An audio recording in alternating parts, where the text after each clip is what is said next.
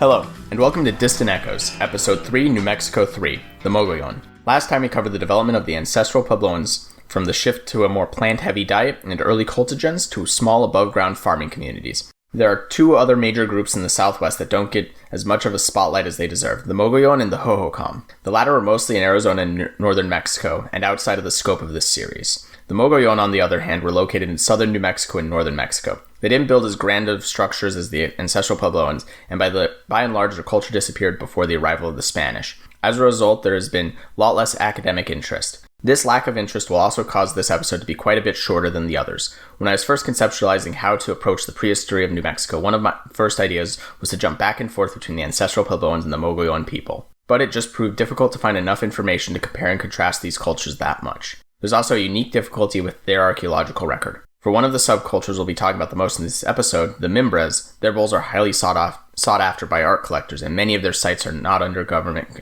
protection. This makes it easy for pot hunters to dig up their sites. In some cases, these pot hunters even use bulldozers or other heavy equipment to quickly dig up the sites. Even when it's just digging with hand tools, picking such sites clean makes it extremely difficult for archaeologists to examine the sites and draw insights into these people. I will note from the outset that this will mostly be focused on the Mimbres Valley rather than the entire region, as that was the most studied place I found in my research. These works of pottery are really quite interesting. Those found as grave goods will often have a hole punched in the bottom. Some archaeologists think maybe these mean these bulls were ritually killed. Their motives are quite unique. I've got a link to some examples of these bulls in the companion post for this episode. First, let's talk about the name, Mogollon. It is derived from the name of a colonial governor of New Mexico, Juan Ignacio Flores Mogollon. They gained this name due to a nearby town named Mogollon, where it was first determined they were a distinct group. Around 200 AD, clear signs of this cultural group began to appear. Most early Mogollon sites appear to be defensive, located atop bluffs or ridges where access was particularly difficult, something I'm sure many archaeologists are grateful for when carrying equipment to a site. At this time, they mostly lived in pit houses. Around 600 AD, these round or oval pit houses would be standardized to a more round shape. This is when the Mimbres people abandoned the highlands, never returning to them again. Instead, they chose valleys and rivers to settle along. Around 1000 AD, the shift from pit houses to above-ground pueblos began in the Mimbres Valley. During the transition, sometimes archaeologists have found pit houses with masonry walls on top. Most likely, these were used to keep the walls from collapsing. Thus, it was a natural extension to move these houses above the ground.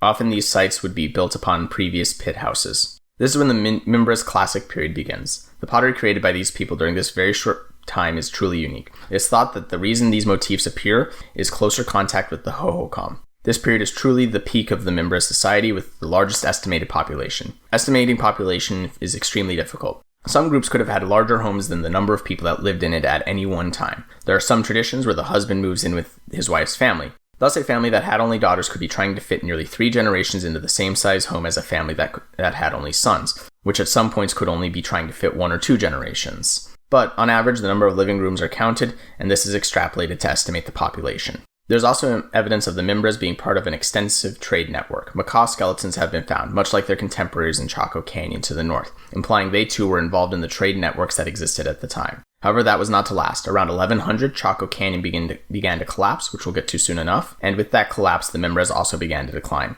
By 1150, all signs of the culture were gone and the Mimbres Valley was nearly uninhabited. Now, what could cause the Mimbres people to just disappear? One theory is that at this peak of population, they simply were working the land too hard. A simple drought would be all it took to cause a system-wide collapse for such a fragile system. This is one of the theories as to why Chaco Canyon fell after all. Why not the Mimbres too? Another theory involves the rise of Casas Grandes. During 1030 to 1060, Casas Grandes in modern Mexico was rising to power, quickly became a major trading hub, and began to spread its influence. It is possible that this new competitor that was closer to Mesoamerica was too hard for Chaco Canyon or the Mimbres to compete with, causing their systems to collapse. Shortly after the disappearance of the Mimbres people, the Casas Grandes aligned Black Mountain people appear in the southern reaches of the Mimbres Valley. These could be the remnants of the Mimbres people, having been forced to assimilate into the Casas Grandes system. As for the greater Mogollon world, during the 1200s, the Mogollon would move into cliff dwellings, such as at the Gila cliff dwellings, like the Ancestral Puebloans to the north. However, by the 1500s, the Mogollon had collapsed, and it is believed they migrated to the Pueblos. They are also quite an advanced society.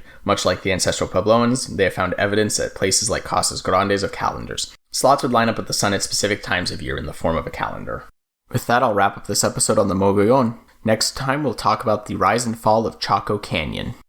If you enjoyed the show, please share it with your friends. Leave a review on your podcast app of choice if it lets you. Since I'm a Luddite and don't use social media, word of mouth and reviews are the only way the show spreads. We have a website located at engineeringfire.org. That's spelled ENGINEERINGFIRE.org, where I have a link in the header for podcast resources, including pictures, companion posts, my bibliography, and the transcripts of each show. We have an email you can submit comments and questions to at michael@engineeringfire.org. The intro music is Desperados by Frank Schroeder and sourced from filmmusic.io. The outro music is NeoWestern from Kevin McLeod of Incompetech. Links to all things mentioned are present in the show notes and at the website.